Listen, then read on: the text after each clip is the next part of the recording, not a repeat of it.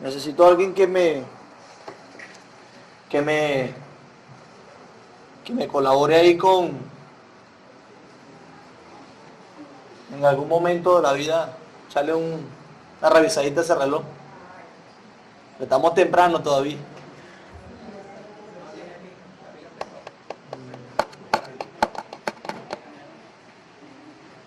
Nueve y 15, si yo sigo viendo las 9:15 y dele, 9:15, dele.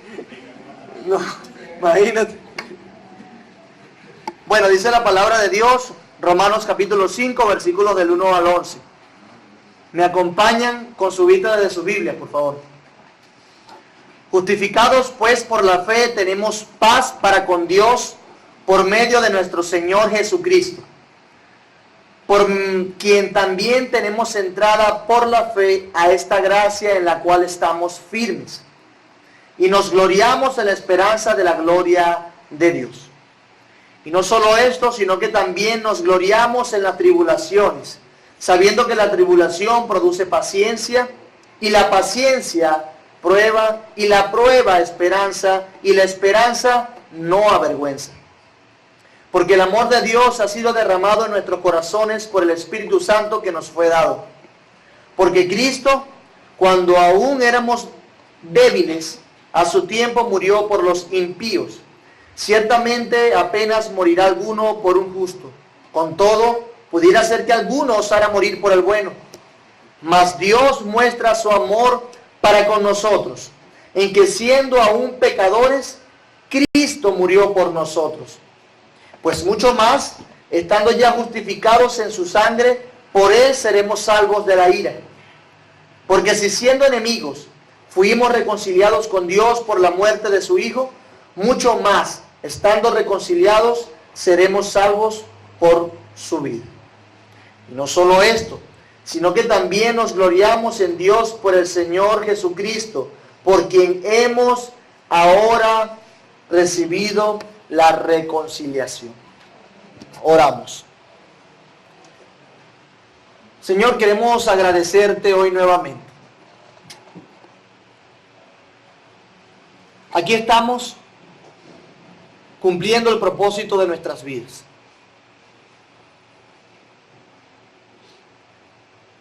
Estamos aquí, Señor, palpando lo que haremos por la eternidad. Estamos aquí haciendo o anhelando hacer para lo que tú nos creaste. Muchos estamos aquí porque sabemos que no hay otro lugar mejor que estar hoy que en este lugar. Estamos aquí porque tu diestra es nuestra delicia. Estamos aquí, Señor, porque hemos entendido que fuimos creados para tu gloria. Y el ejercicio de conocerte nos cautiva, nos aplasta también. Nos maravilla saber de ti más y más. Y eso nos deleita también. Porque por medio de tu Espíritu Santo podemos aplicar fielmente tu palabra a nuestras vidas y podemos ser persuadidos de nuestro pecado, podemos ser amonestados en la fe, podemos ser inclusive consolados, Señor.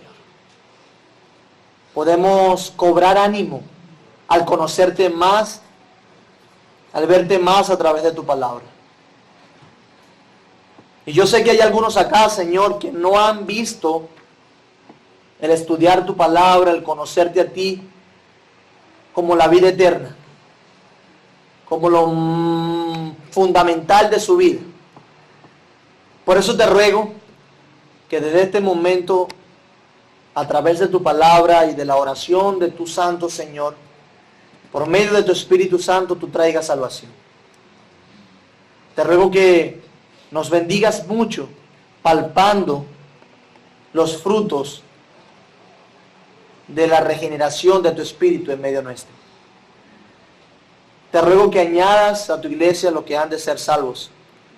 Te ruego, Señor, y te rogamos en el nombre de Jesús, por quien somos justificados, por quien hemos sido amados y tenemos paz contigo, que des paz, Señor, a aquellos que no están en paz contigo.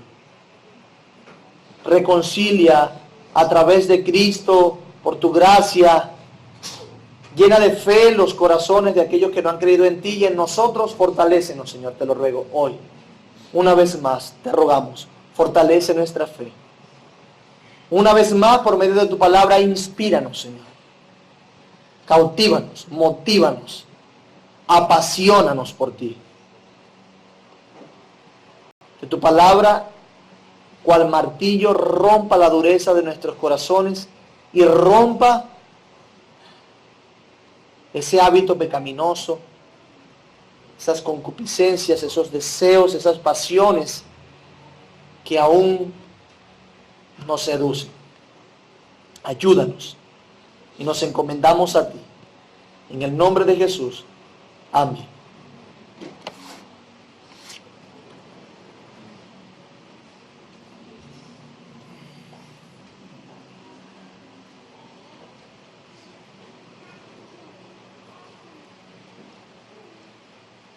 Bueno, avanzamos con nuestra clase dominical.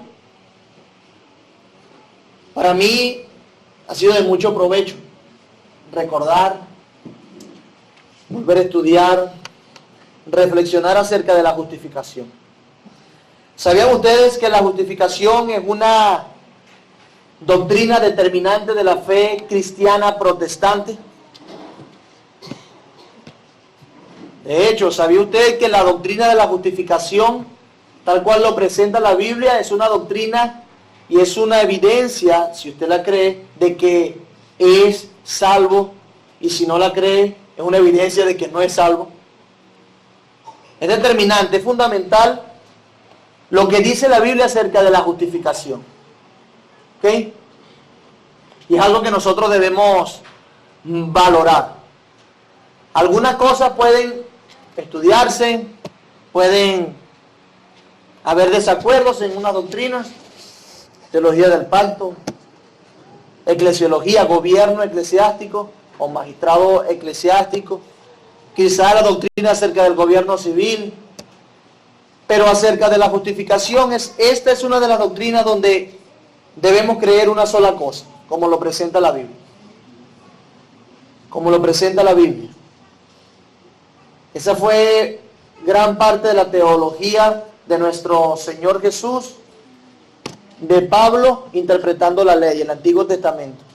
En otras palabras, lo que Pablo nos dice acerca de la justificación en Gálatas, en Romanos, por ejemplo, ¿sabe dónde lo sacó? Fundamentado en las Escrituras del Antiguo Testamento, junto con la revelación que Cristo mismo le dio. Entonces, algo sumamente importante. Como dice el versículo 1 del capítulo 5 de Romanos: justificados pues por la fe tenemos paz para con Dios por medio de nuestro Señor Jesucristo. Una de las cosas que nos preguntábamos o que hacíamos reflexión cuando comenzábamos este capítulo era acerca de la necesidad de la justificación. ¿La humanidad necesita ser justificada?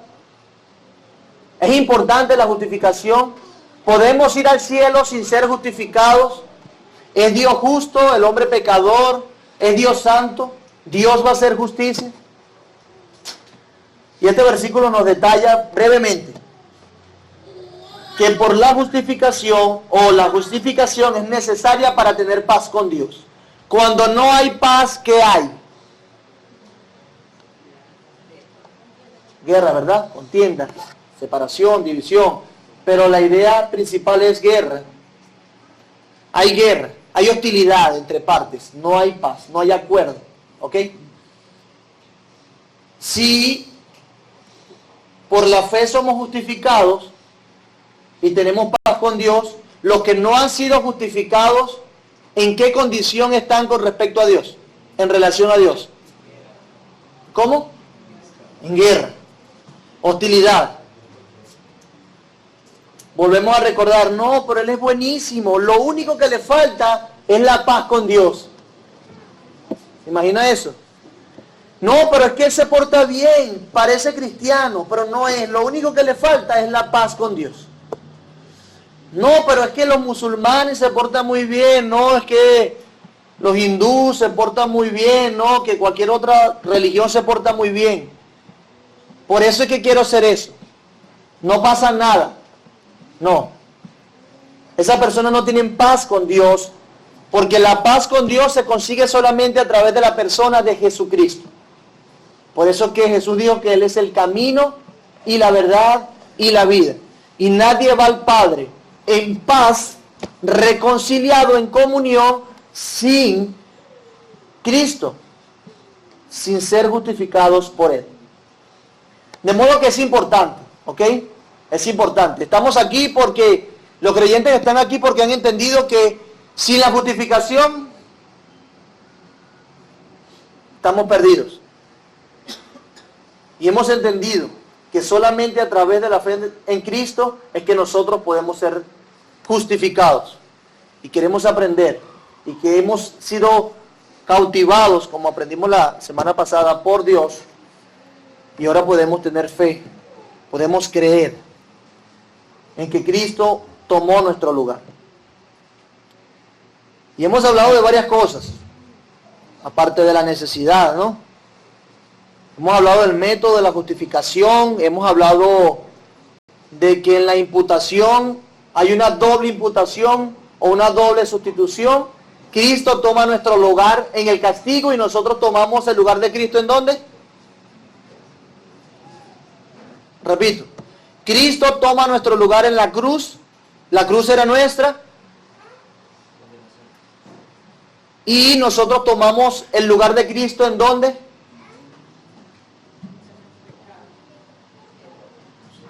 ¿En dónde? Levante su mano a alguien, un valiente. En la redención. En otras palabras, nosotros no merecíamos la cruz, castigo. ¿Qué se merece Cristo?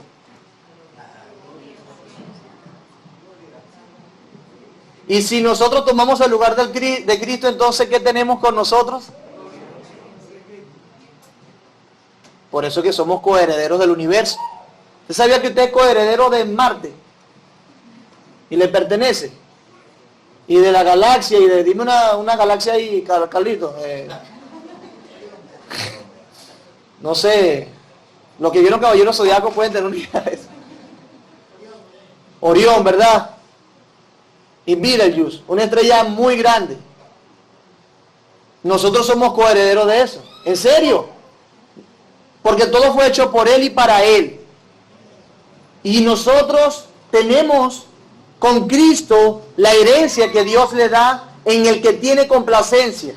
De modo que nosotros somos herederos de la tierra, del mundo, de las riquezas celestiales en Cristo. ¿Sí? El Everest le pertenece, ¿qué le parece? En ese sentido. Entonces, no se puedan poner creativos que son hijos del rey y todo le pertenece. Estamos hablando de la herencia espiritual que pronto tendremos cuando Cristo venga. Por ahora es un sí, es nuestro, pero todavía no. Cálmate. ¿Ok? Entonces, siendo la justificación esto, y sabiendo que la justificación, el medio, el instrumento por el medio del cual somos justificados es la fe, es la mano vacía que recibe, no que hace, en pasivo, recibimos, no hacemos nada para ganarnos eso. Vamos a seguir hablando entonces de la justificación. Párrafo 3, sabiendo que la justificación, no es posible que alguien sea justificado sin tener algún fruto, ¿cierto? Porque la fe con que somos justificados, por medio de la cual somos justificados, viene obras acompañadas de otras virtudes piadosas. Entonces, aquel que ha tenido fe en Cristo y es justificado, en consecuencia, da frutos. Fuimos preparados, fuimos creados en Cristo para buenas obras que fueron preparadas para que nosotros anduviésemos en ellas. ¿Ok? Entonces, no venga alguien con su cuerpo de yuca a decirme que ha sido justificado por la fe, pero hace como quiere. Que tiene a Cristo como Salvador, pero no como Señor. No. Esa no es la verdad. Pero hablando del párrafo número 3, dale atrás porfa para leerlo. Más. Vamos a leerlo, vamos a entrar en contexto, abran sus confesiones. ¿Quién me ayuda, por? Cristo, por su obediencia y muerte, saldó totalmente la deuda de todos aquellos que son justificados. Y por el sacrificio de sí mismo, en la sangre de su cruz, sufriendo en el lugar de ellos el castigo que merecían, satisfizo adecuada, real y completamente a la justicia de Dios en favor de ellos. Sin embargo, por cuanto Cristo fue dado por el Padre para ellos, su obediencia y satisfacción fueron aceptadas en lugar de la de ellos, y ambas gratuitamente, y no por nada en ellos. Su justificación es solamente de pura gracia, a fin de que tanto la precisa justicia como la rica gracia de Dios fueran glorificadas en la justificación de los pecadores. Gracias, mi hermano. Vamos a iniciar entonces con las preguntas básicas que nos ayudan a entrenarnos en la comprensión lectora de cualquier párrafo, de cualquier texto. Y vamos a hablar de, yo le comenté que este capítulo lo íbamos a seguir con el orden, con los títulos que colocaba Sam Waldron. Y el párrafo 3, él lo tituló El designio regulador de la justificación. Algo que regula la justificación para que creamos acertadamente acerca de ella. Lo va a hacer más específico el tema de la justificación, en este caso la confesión, ¿ok? Entonces, quiero preguntar, dale adelante, mi hermano. Todos leyeron el párrafo, ¿verdad? Ok. ¿A quién le deben? ¿Quiénes son le deben? Ok. Los que son justificados y que antes no eran justificados, es decir, el hombre sin Cristo, ¿a quién le debe? Según el párrafo. ¿A quién le deben? Levante su mano.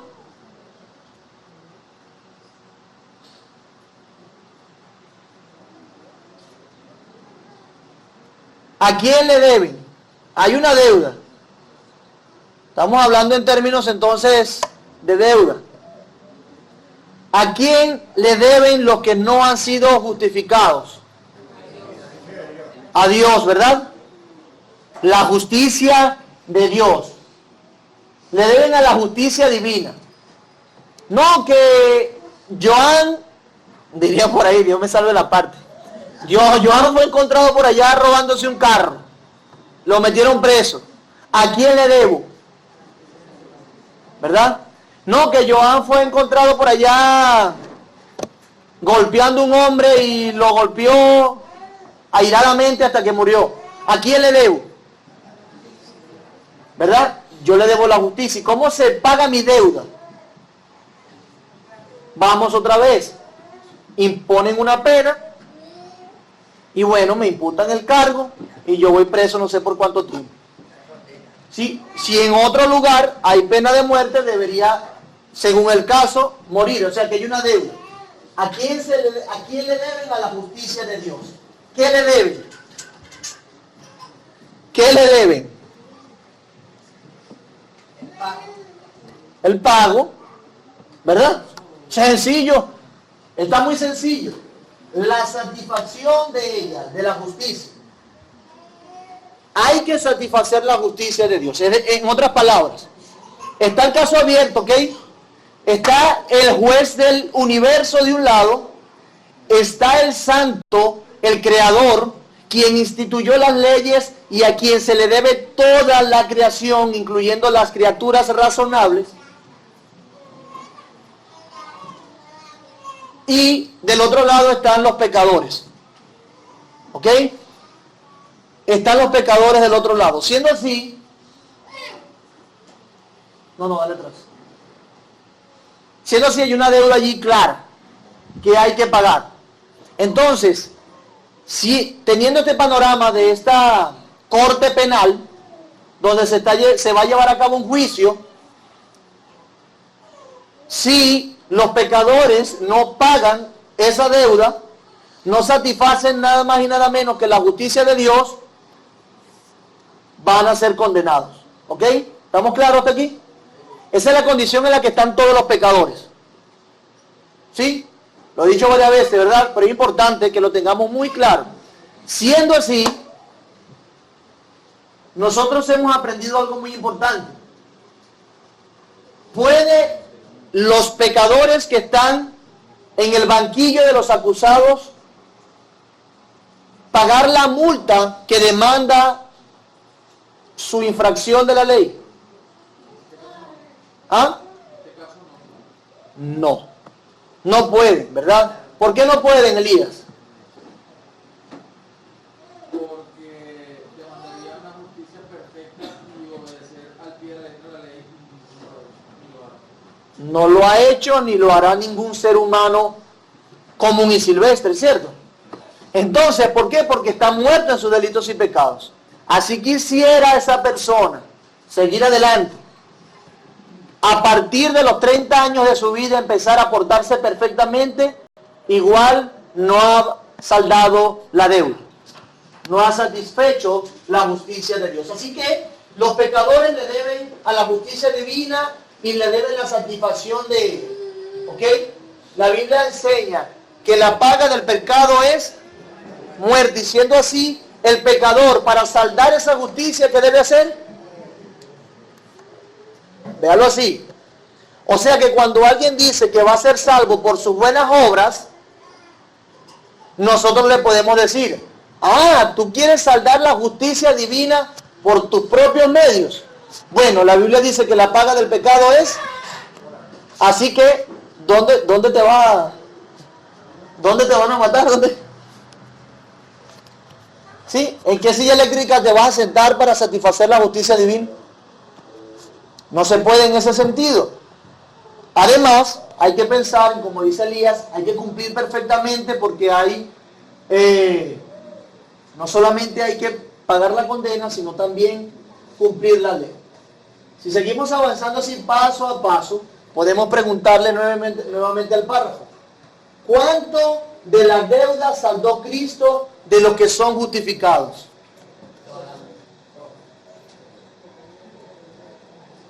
¿Cómo lo dice el párrafo? Ah, uno que lo lea, levante su manito. Ajá, Dayana. Dayana Alejandro. Ajá, pues léalo tú, pues ya que estás ahí tú todo. Saldó totalmente la deuda de todos aquellos que son justificados. Ok, la saldó totalmente. La saldó completamente. O sea, que el caso no es el siguiente. Oye, yo le debo a Alejandro 100,000 bolívares. Y le digo a Dios, no, digo, bueno, Dios, ayúdame, dame 80,000, que yo tengo los 20 para saldar esa deuda. Yo sería justificado delante de Dios si ese sería el caso. Es decir, que Dios me preste de su justicia, o Cristo me preste de su justicia nada más un 80% y yo pongo el otro 20%, que con el otro, ese 20% yo sí puedo. No, ¿verdad? Desde esta perspectiva volvemos a caer en lo que dice el catolicismo romano. ¿Ok? Totalmente la deuda fue pagada por Cristo. Cristo fue, el sacrificio de Él fue suficiente. ¿Ok? Saldó totalmente la deuda de todos aquellos que son justificados. ¿Qué dice Hebreos 10:10 y 10:14? En esa voluntad somos santificados mediante la ofrenda del cuerpo de Jesucristo hecha una vez para siempre. Porque con una sola ofrenda hizo perfecto para siempre a los santificados. Perfecto, con una sola ofrenda hizo ¿qué? Si se dan cuenta, perfectos. ¿Qué se necesita para estar delante de la presencia de Dios? Ser perfecto. ¿Y qué fue lo que hizo Cristo con los justificados? Los hizo perfectos. y siendo perfectos, Él perdonó de una vez para siempre sus pecados, porque con una sola ofrenda hizo perfectos. ¿Para cuándo? ¿Por cuánto tiempo? Ah, no. Tú vas, te confiesas y empiezas a 3 Ave María, 4 Padres Nuestros. Martín Lutero era un poquito más extremo, él se laceraba. ¿Ok? Bueno, ya fui justificado. ¿Esto me duró cuánto tiempo? Una semana. La próxima semana vienes otra vez que tiene que... Martín Lutero era consecuente con su doctrina cuando él era totalmente romanista y él estaba cansado de que cada vez que terminaba de pagar su propia culpa, se acordaba de otro pecado, volvía a pecar y tenía que volver y eso era literalmente traumático para Martín Lutero. Sí, literalmente era traumático, él no podía con eso. Por eso es que él se mete en las Escrituras y el Señor le ayuda a ver a través del estudio la justificación por medio de la fe. Es decir, que no tenían que estar dándose ni estar confesándose consecuentemente ante un sacerdote. Entonces, Cristo saldó totalmente la deuda de aquellos que son justificados, ¿ok? No hay nadita en nosotros. Ok, importante, vamos a entrar en algo que nos va a seguir dando forma. Lo importante aquí es que todo cristiano que esté entre nosotros conozca bien, aunque no desde los idiomas originales, pero sí que conozca bien la justificación por medio de la fe, ¿ok? Porque eso es una doctrina fundamental para la vida cristiana y que podamos saber aplicarla. Y importante para que también podamos predicar el Evangelio. La pregunta es, ¿puede alguien que no sepa la justificación por la fe sola predicar el Evangelio de verdad?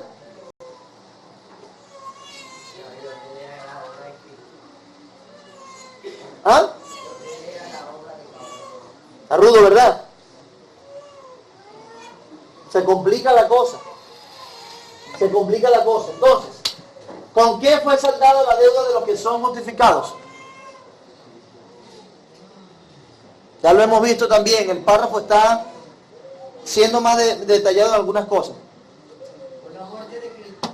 Ok, ¿y qué más? Ajá, importante. Pregunté, ¿con qué fue saldada la deuda de los que son justificados?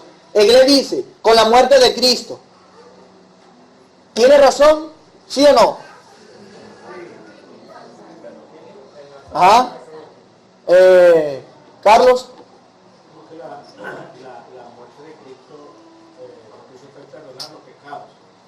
Realmente saldó la deuda fue la obediencia a la justicia de Dios. Importante. Y eso quiero que lo tengamos claro. De hecho, hice énfasis o hago énfasis en la entrevista de premembresía, porque es algo que es fundamental de nuestra fe. ¿Con qué fue saldada la deuda de los que son justificados? Cristo, por su obediencia y muerte. Obediencia y muerte, ¿ok? Obediencia. La justificación implica no solamente que el pecado es quitado, sino que se agrega a nuestra cuenta la obediencia de otro.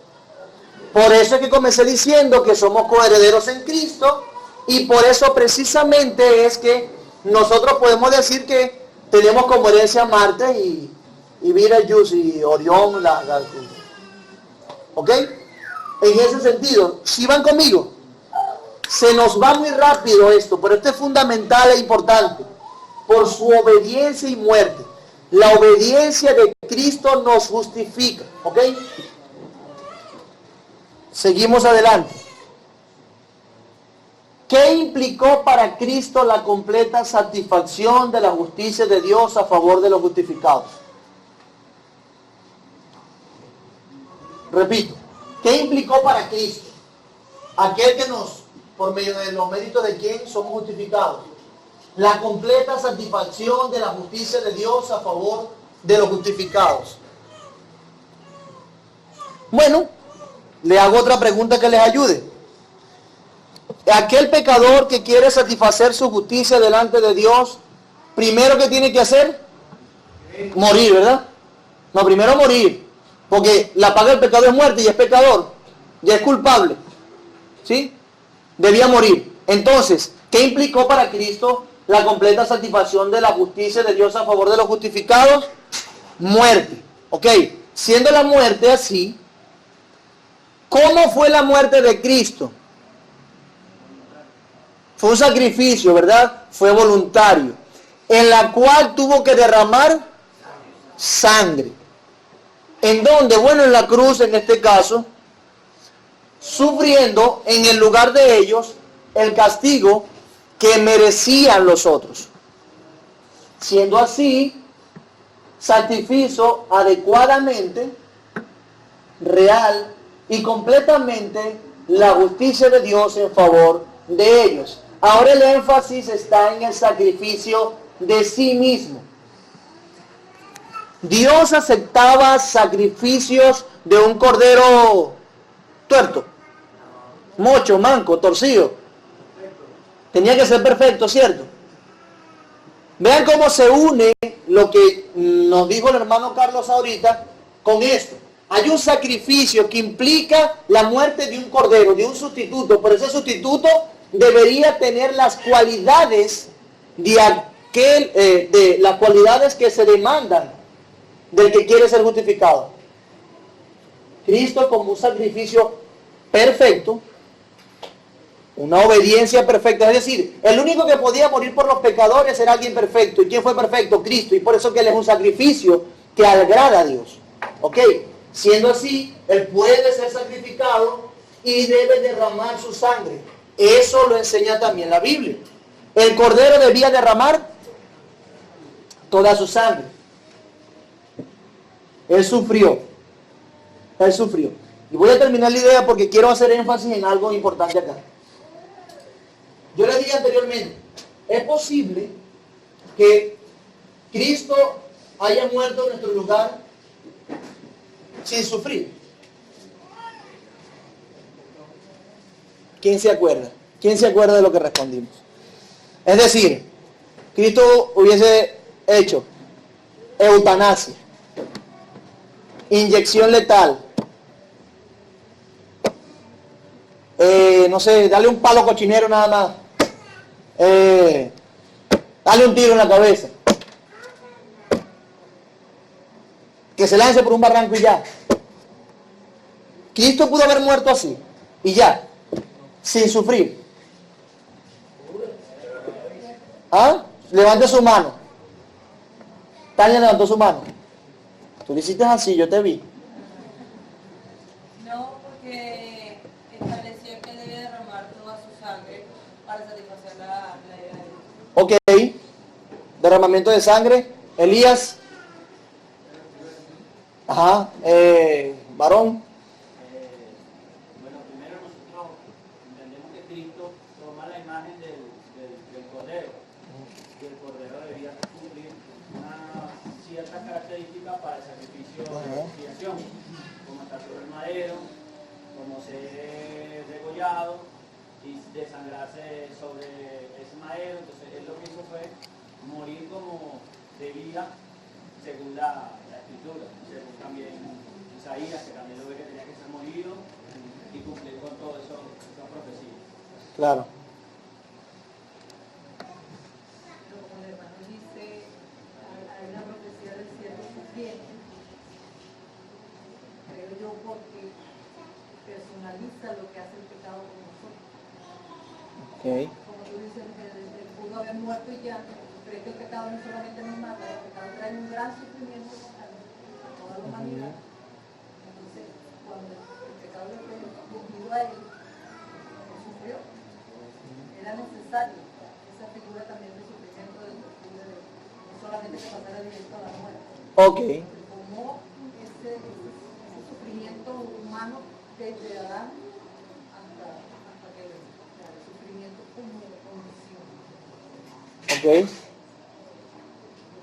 pensando bien en la pregunta. Es una excelente pregunta. ¿Por qué sacrificio? Es cierto, ¿verdad? Uno sencillamente se sube a la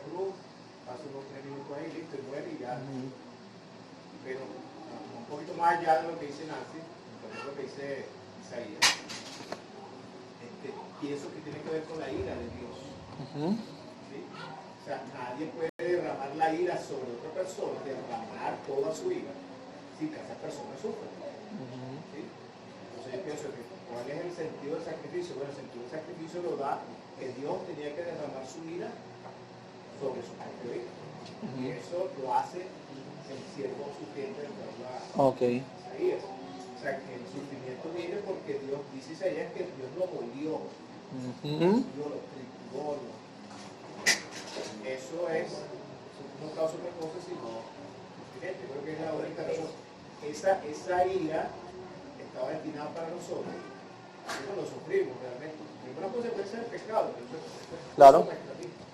Pero recibir la ira de Dios sobre nosotros, yo creo que no soportaríamos ni una milésima de segundo. Claro. Sí, la indignación divina se vio de esa manera porque la paga del pecado es muerte y ya había profecías de que debía sufrir. De hecho, el apóstol dice que quiere que los padecimientos de Cristo se vayan cumpliendo en él, porque sabía que los sufrimientos y el padecimiento formaban parte de su propia redención. Siendo así, el Señor Jesús no pudo simplemente haber dicho así, oh Dios, sino que debía sufrir el infierno que nosotros debíamos sufrir. Porque mientras más santo es el que se ofende, mayor es el castigo. Santísimo. Y nosotros pecamos contra el Dios Santísimo, indignado estaba. Terrible cosa es caer en manos del Dios vivo. Entonces, hermanos, Cristo debía sufrir, sacrificarse en el lugar de nosotros, porque la consecuencia de nuestro gran pecado era el castigo. Lo tenemos, el sufrimiento, el castigo, la perdición eterna. Hemos visto en Oseas, tratando de vislumbrar un poco el pacto de Dios y cómo Dios anticipa. Hey, si ustedes desobedecen a todo el amor que yo le he dado, van a tener consecuencias y van a sufrir. Y hemos visto cómo sufrieron, ¿verdad? Todos los privilegios que se quitaron. ¿Okay? El sufrimiento es la consecuencia de apartarse de Dios. Dios es el mayor bien. Cuando nos apartamos de Él, recibimos el mayor mal. Porque ¿cuál es el mayor mal? Estar sin Dios. Sí, eso es sufrimiento. Entonces, ¿qué implicó para Cristo la completa satisfacción de la justicia de Dios a favor de los justificados? Bueno, sacrificio, derramamiento de su sangre en la cruz, sufrimiento en el lugar de ellos, y sufrió el castigo que merecían, y de esa manera satisfizo adecuada, real y completamente la justicia de Dios en favor de ellos. Una pregunta que se nos pasa por la mente es, ok, porque vamos a entrar en detalles. ¿Por qué debía derramar su sangre? ¿No podía él morir sin derramar su sangre completamente? Ya, hay gente que se muere y no derrama su sangre, ¿verdad? Pero ¿por qué debía ser? ¿Por qué el derramamiento de sangre? Ajá, Rudy. Ok, porque sin derramamiento de sangre no hay remisión de pecados. Ok, por ahí vamos, Ah, ya te vi, ya hay una chance que por aquí levantó la mano otra persona que fue. No, yo iba a decir que sin el derramamiento de sangre no hay perdón. Ah, yo a Fidel le pregunto ahora. Eso es verdad lo que dice los hermanos, pero ¿por qué sin derramamiento de sangre no hay perdón de pecado? No, una regla establecida en el Levítico, pues, es necesario derramar la sangre de las víctimas. Ok, sí es verdad. La norma que estableció en el Levítico, creo yo que ahí viene precisamente el principio ese, de derramamiento de sangre, y que todas las víctimas, sean una tórtola, un animalito, un toro, una vaca alazana, todo tiene que ser sacrificado. Una vaca alazana. Una vaca roja, pues, que las demás cosas se dicen ¿te acuerdas de eso? Sí, claro que sí, vale, claro que sí, pero oye, pero estás bravo, pero... Ónchale. Es derramamiento de sangre es una regla impuesta en el sacrificio expiatorio para pegar los pecados. Creo que empiezan los principios. Ok, un principio, porque el Levítico lo establece, tu respuesta, ¿cierto? Sí, sí. Ok. Hermana Nancy. Creo que la Biblia también dice que en la sangre está la vida. Ok. Alberto. Sí, porque en la sangre está la vida, esa sangre es la sustituta de la sangre del pecador. Por eso, en ese sentido, cuando se tiene que derramar la sangre, porque esa sangre va a cubrir mi sangre, mi muerte. Esa sangre es mi sustitución. Ok, porque la sangre precisamente representaba la vida. Y en ese sentido, los que han intervenido tienen razón. Pero lo que estamos tratando entonces es rastrear el argumento divino para que nosotros podamos entender que esa sangre debía ser nuestra sangre. Es decir, si alguien derrama toda su sangre está muerto. O sea, eso es lo que implicaba para nosotros. Levítico 17:10 dice, si algún israelita de nacimiento o extranjero que viva entre ustedes come o bebe sangre de cualquier forma, yo me pondré en contra de esa persona y la excluiré de la comunidad. Estoy leyendo Nueva Traducción Viviente. Porque la vida del cuerpo está en la sangre. Les he dado la sangre sobre el altar con el fin de purificarlos, para hacerlos justos ante el Señor. Es la sangre dada a cambio de una vida la que hace posible la purificación, que fue lo que dice Alberto. Está tomando mi lugar. Y de esa manera, al derramar su sangre, se está diciendo, hubo derramamiento de sangre. Por eso es que el apóstol Pablo, en Hebreos, el Espíritu Santo en Hebreos, dice que, ¿cómo que dice Rudy? Correcto. Dice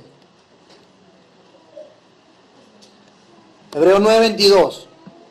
Hebreos 9:21. Y además de esto, roció también con la sangre el tabernáculo y todos los vasos del ministerio.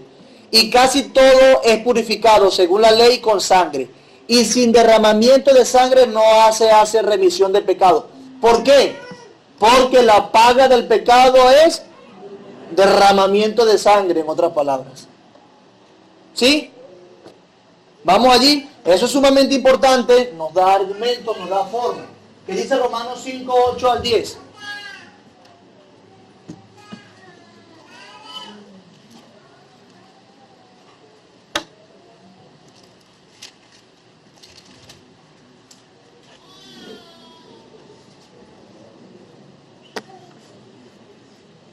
¿Ok? ¿Quién lo lee? Romanos 5:8-10. Mas Dios muestra su amor para con nosotros en que siendo aún pecadores, Cristo murió por nosotros. Pues mucho más, estando ya justificados en su sangre, por él seremos salvos de la ira. Porque si siendo enemigos fuimos reconciliados con Dios por la muerte de su Hijo, mucho más, estando reconciliados, seremos salvos por su vida. Perfecto. La muerte del Hijo reconcilia, ¿cierto? Nos lo dice el pasaje. Al saber eso, como lo hemos explicado ahora, no se da cuenta que cuando usted lee un pasaje ya sabe de lo que Pablo tiene en mente y puede entender, pues mucho más estando ya justificados en su sangre. ¿A qué apela? A su muerte. Apela a que en la sangre de Cristo estaba la vida, y mira qué vida estaba en la sangre de Cristo. Y de esa manera puede decir entonces, mucho más, estando reconciliados, seremos salvos por su, seremos salvos de la ira, y también seremos salvos por su vida. Es interesante porque en este pasaje, Pablo dice que la muerte es importante, hablando de la sangre, pero también dice que la vida es importante. ¿Sí lo ven? Si la muerte es algo importante, imagínate la vida, dice Pablo. Mucho más estando reconciliados seremos salvos por su vida. Y Dios mostró su amor de esa manera. ¿Cómo? Que siendo aún pecadores, Cristo tomó nuestro lugar. Fue nuestro sustituto. Murió por nosotros. ¿Ok? Eso es lo que dice. ¿Qué dice también 1 Timoteo 5, 2, 5, 6? Que hay un solo Dios y un solo mediador.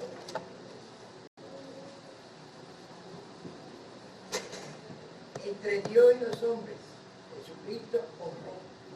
Ok. Se dio a sí mismo el rescate por todos. Ese testimonio fue dado a su debido tiempo. Ok. Fíjense que solamente Jesús puede mediar entre Dios y los hombres. En otras palabras, el único camino para llegar a Dios, a la salvación, a la vida eterna, al cielo por la eternidad, la única manera para llegar a la presencia de Dios y disfrutar de Él eternamente es Cristo. ¿Por qué? Porque Él es el rescatista. 0800 de Jesucristo, ¿no? Por eso que ponen ese poco de memes y cosas. En ese sentido, Él se dio en rescate, pero el cual se dio a sí mismo en rescate. Él se dio a sí mismo para salvar. Es decir, es como aquella película. ¿Quién vio a Avengers Infinity War? Endgame. Entonces están peleando ahí. ¿En dónde? ¿Cuál era? No, vale, cónchale, pero. Cuando estaban buscando la gema del alma. Del alma. ¿Cómo se llama?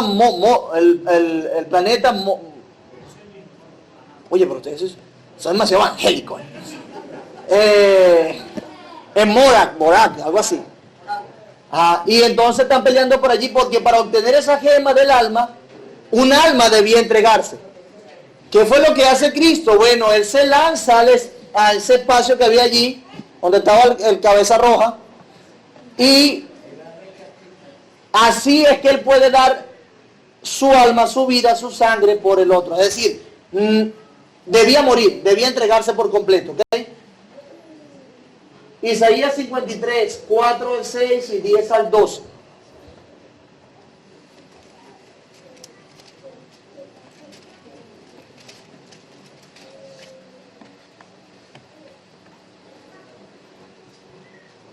Isaías 53, 4 al 6.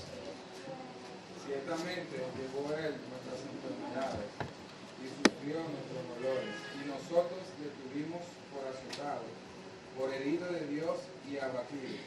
Mas Él herido fue por nuestras rebeliones, molido por nuestros pecados.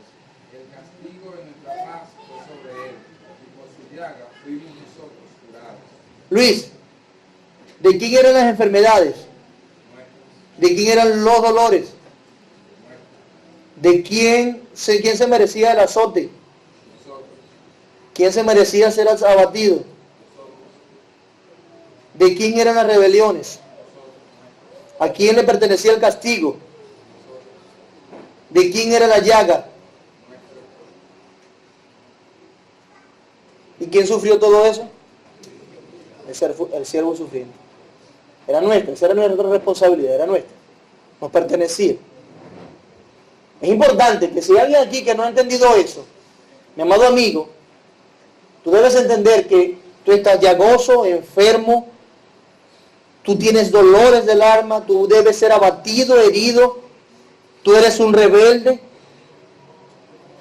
tú debes ser castigado por tu pecado, eso te pertenece a ti. Pero si crees en Cristo, en que tomó tu lugar, como lo estamos leyendo acá, serás salvo.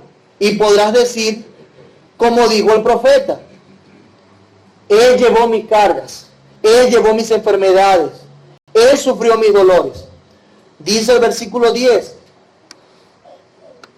con todo eso, Jehová quiso quebrantarlo, sujetándole a padecimiento, sufrimiento otra vez. Cuando haya puesto su vida en expiación por el pecado, verá linaje. Es decir, su vida por expiación del pecado una vez más. Vivirá por largos días y la voluntad de Jehová será en su mano prosperada. Verá el fruto de la aflicción de su alma nuevamente. Nuevamente. Verá el fruto de la aflicción de su alma y quedará satisfecho. Por su conocimiento justificará a mi siervo justo a muchos y llevará las iniquidades de ellos, nuestras iniquidades. ¿Por el conocimiento de quién? Fíjense lo que dice, por su conocimiento justificará a mi siervo justo a muchos. Por su conocimiento, dice el profeta. ¿El conocimiento de qué? ¿Qué conocimiento tenía Cristo que nosotros no podemos tenerlo igualmente que Él? ¿De qué creen que habla? Levante su mano.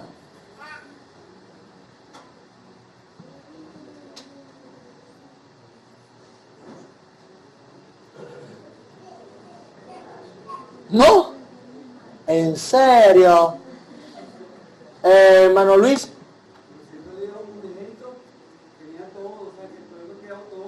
Ok. Un conocimiento de Dios. Ok. Ángelo. Él conocía al Padre, conocía las cosas celestiales, que la gente no entendía las cosas espirituales, era omnisciente. Ok.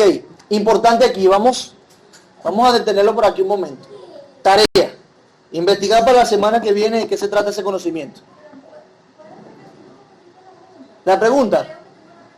Ok. ¿Cuál era ese conocimiento que el siervo sufriente tenía por el cual nos salvó? El conocimiento de nosotros, el conocimiento del bien y del mal, que no lo teníamos bien separado. Bueno, por eso cometíamos tantos pecados, no teníamos el conocimiento de lo que estaba bien y de lo que estaba mal. Ok. Sí, claro, estamos allí, estamos tratando de sondear de qué se trata ese conocimiento. Mi hermano Carlos. Yo creo que ese conocimiento del que habla ahí es el conocimiento del plan de Dios, del plan de redención. Como hemos estudiado, el pacto de redención fue un pacto hecho entre los tres, y Jesucristo tenía ese conocimiento de que él debía cumplir perfectamente, no solamente el hecho de ir a la cruz, sino de obedecer perfectamente para cumplir eso y justificar a los que deben ser justificados. Entonces él conocía todo eso y él sabía que tenía que ir hasta el final, ¿sí? Hasta decir consumado eso. Este conocimiento le ponía el punto final a todo el plan de redención que Dios había hecho trinitariamente en los tres. Claro, gracias por sus intervenciones. ¿Ah? Tenemos tarea igual, sí. Tenemos tarea igual, sí. Averigüen. Por su conocimiento justificará en futuro, está el verbo justificar, mi siervo justo a muchos y llevará las iniquidades de ellos. Importante, usen las intervenciones que ya hay, pero búsquenlo. Y vean qué implica eso con nuestra vida cristiana como justificados. ¿Ok? Como justificados. Sería entonces la tarea, dos preguntas. ¿Cuál es ese conocimiento y qué implicaciones tiene en nosotros como ya justificados en nuestra vida práctica? ¿Sí?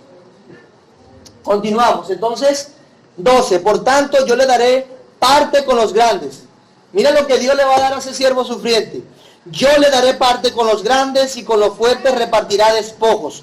Por cuanto derramó su vida hasta la muerte y fue contado con los pecadores, habiendo él llevado el pecado de muchos y orado por los transgresores. Este pasaje inclusive presenta a Cristo como intercesor. Este pasaje es sumamente hermoso. Por tanto, yo le daré parte con los grandes y con los fuertes repartirá despojos. Es decir, por cuanto él hizo mi voluntad, por causa de algo que yo le mandé investigar, él tomará parte con los grandes, con los fuertes repartirá despojos, porque derramó su vida hasta la muerte.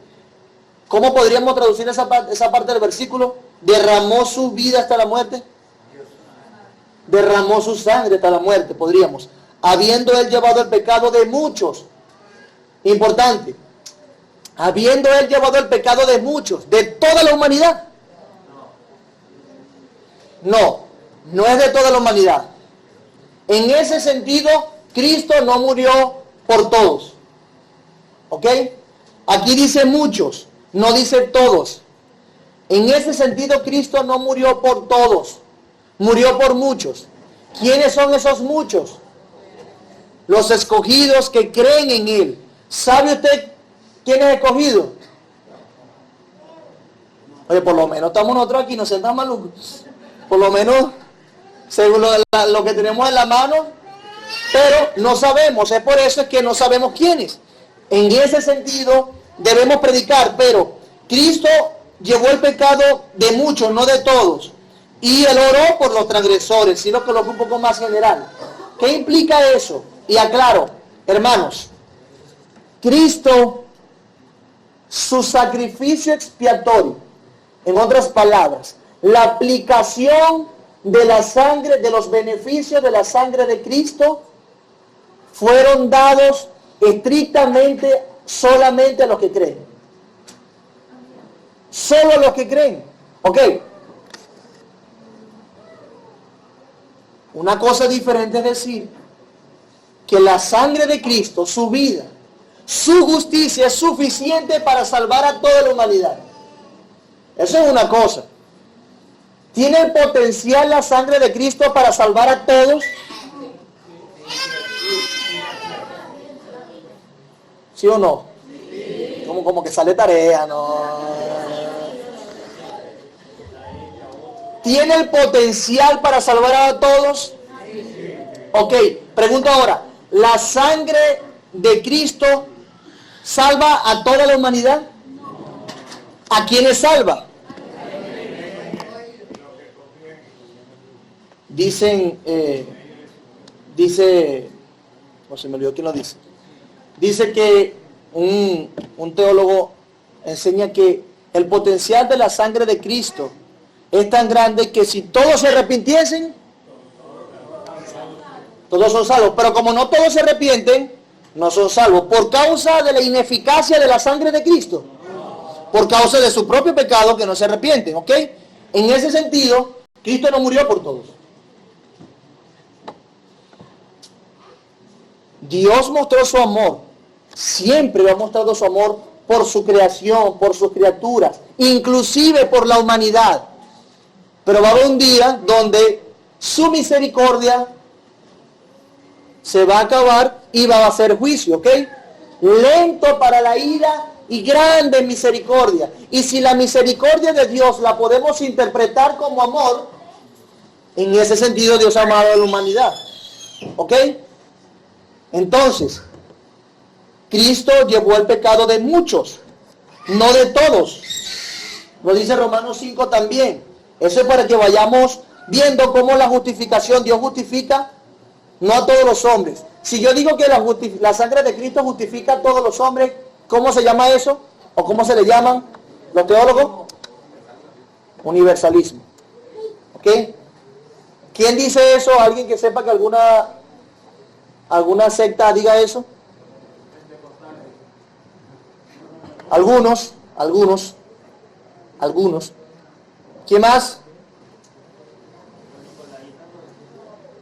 Ajá, actual.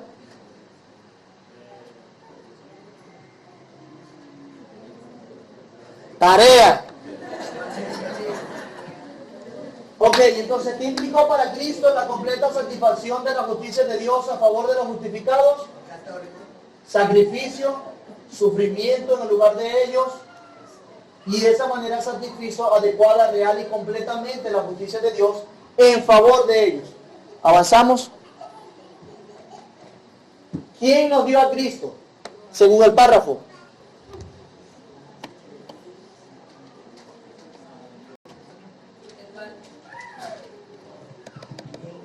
El Padre. Romanos 8:32. Romanos 8:32.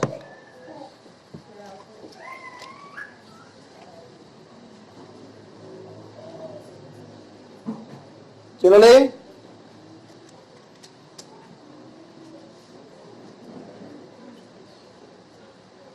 que no escatimó a su propio Hijo, sino que lo entregó por todos nosotros, ¿cómo no nos dará también con él todas las cosas? Alguien que me diga que ese versículo no lo consuela. Porque tenemos una sesión de predicación intensiva en el cuartico.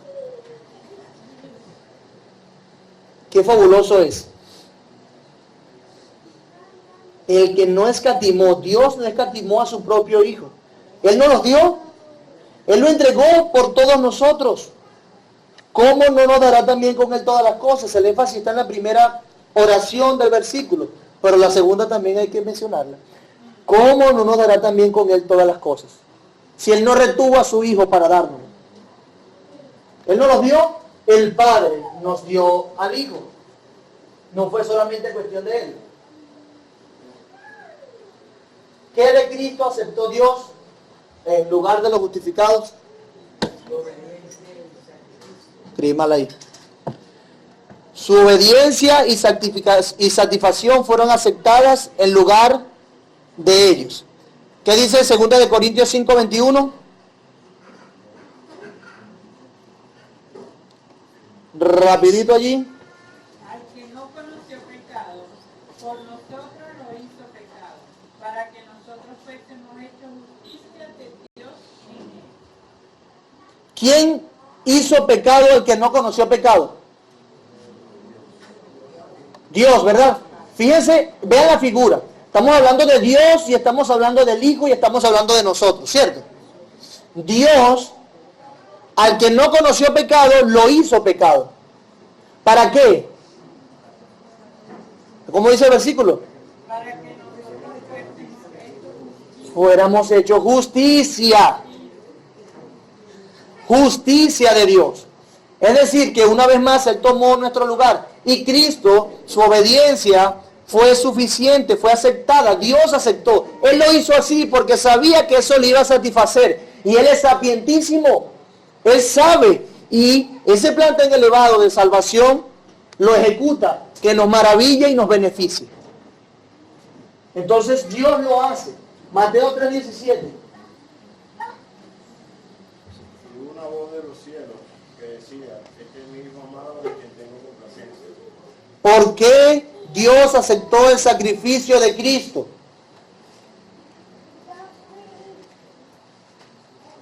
¿Ah? Su obediencia. ¿Qué más?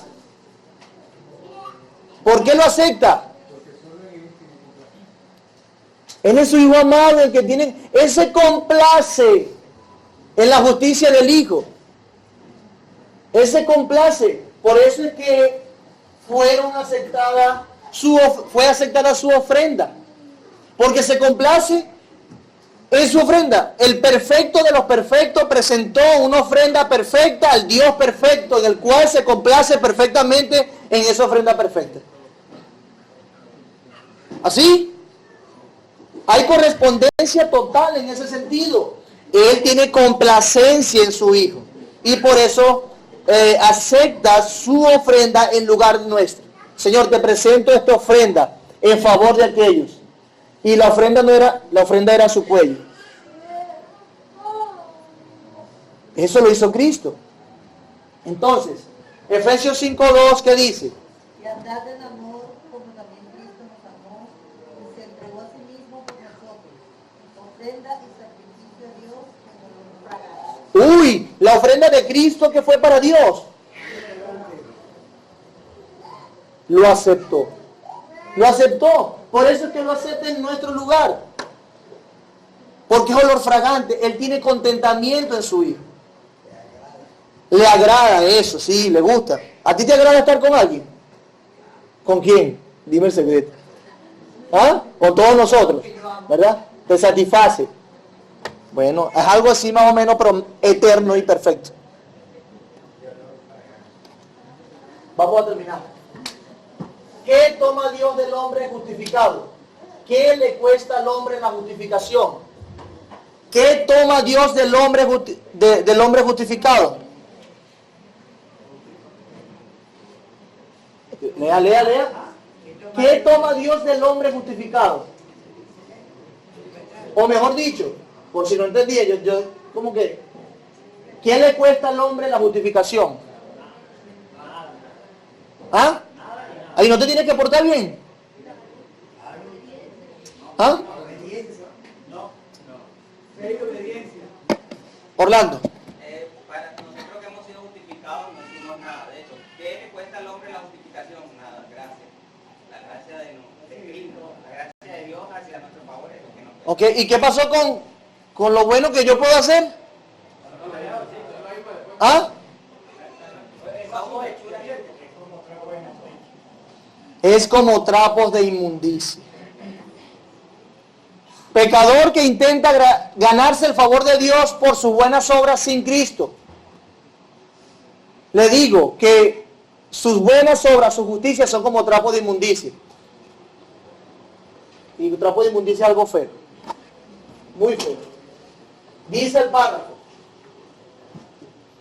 Y ambas, gratuitamente y no por nada en ellos, su justificación es solamente de pura. Vamos. ¿Qué toma Dios de mí para justificarme? ¿Qué hago yo para que Dios me justifique? Nada, porque no tengo nada que ofrecer a Dios porque soy pecador. La salvación no es por obras, una vez más. Y entiendo que algunos titubearon. Hermanos, no hay nada en nosotros, es solamente por gracia la justificación. Usted no puede hacer nada bueno que atribuya o que sume a la sangre de Cristo. ¿Se imagina eso? Que sume a la justicia. Y eso es lo que enseña el catolicismo romano, por eso que titubeamos. Y ambas gratuitamente, y no por nada en ellos, nada. Su justificación es solamente de pura gracia. Romanos 3:24, si no me creen a mí. Siendo justificado gratuitamente por su gracia, mediante la redención que es Cristo Jesús. ¿Verdad? Casi que cortaron y pegaron. ¿Qué dice Efesios 1:7?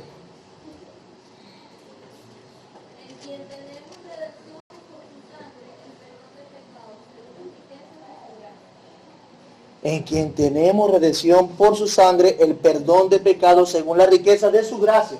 Es su gracia. ¿Con qué propósito, hermanos? ¿Con qué propósito Dios justifica? Para salvarnos, dicen por aquí. ¿Con qué propósito? ¿A fin de qué?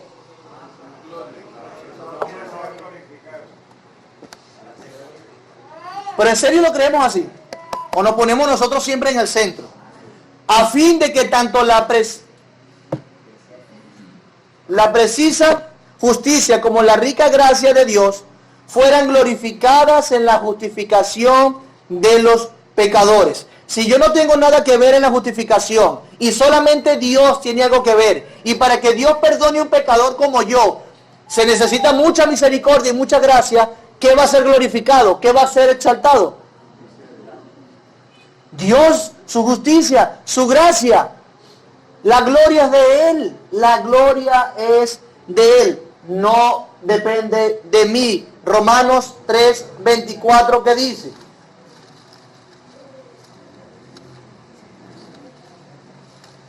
Romanos 3:24. Siendo justificados gratuitamente por su gracia, mediante la redención que es en Cristo Jesús. Me equivoqué entonces yo aquí, 3:26. Con la mira de manifestar en este tiempo su justicia, a fin de que Él sea el justo, el que justifica al que es de la fe en Jesús. ¿En dónde está la jactancia? Queda excluida. ¿Por cuáles obras? ¿Por cuál ley? ¿Por la de las obras? No, sino por la ley de la fe. Solamente la gloria es de Dios. No por obras. Efesios 2:7. Dice, para mostrar en los siglos venideros las abundantes riquezas de su gracia en su bondad para con nosotros en Cristo Jesús. ¿Qué quiso mostrar Dios a través de la justificación? Las abundantes riquezas de su gracia. La gracia de Dios es abundante. Podemos apelar a ella, rogar por misericordia y gracia, y Dios no rechazará un corazón contrito y humillado. Porque la gloria es de Él. Él quiere ser glorificado en las abundantes riquezas de su gracia y que todos conozcan que Él es misericordioso. Que Él da gracia, que Él trae salvación, que no puedes hacer nada por tu propio mérito. Inclusive si eres cristiano, no hay jactancia. Sé humilde, humíllate. No hay nada bueno en ti. Lo que tienes lo has recibido, mi hermano. Eso es gracia. No hay nada más. Si te sientes orgulloso porque eres menos pecador con el otro, no te sientas orgulloso por eso. Siéntete orgulloso por lo que Cristo ganó para ti. Y si eres algo es por gracia. Seamos humildes. ¿Cómo podemos jactarnos sobre otra persona, inclusive sobre un pecador? que no tiene a Cristo? Es por gracia, para su gloria. Dale la gloria a Él. Alábale a Él.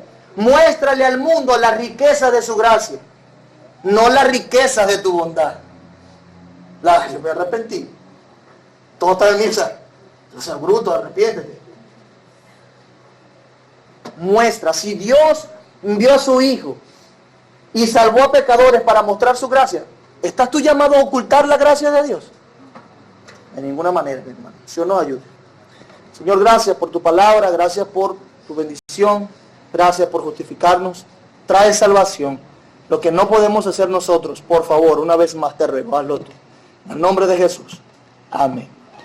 No se olviden de la tarea va.